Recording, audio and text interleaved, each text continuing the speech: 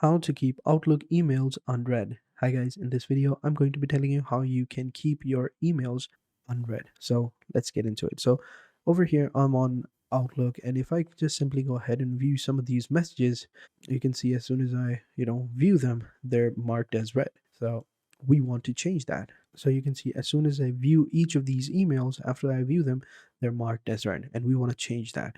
So to do that, what you can do is you have to click on view right here. As you can see, initially it'll be home, but you have to click on view, then go into view settings. And once you're over here, you need to click on general, then you need to click on mail. And in mail, you will see you have compose and reply, attachment, sweeps, and all of that. Click on compose and reply, click on message handling, and in message handling you will see you have mark as read.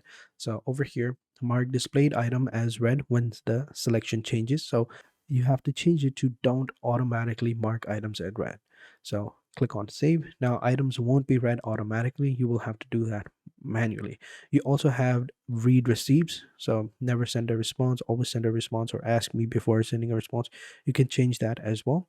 And there you go. After that, if you go ahead and view these messages, you will see they still have that blue label right next to them, which indicates that they aren't read. So there you go.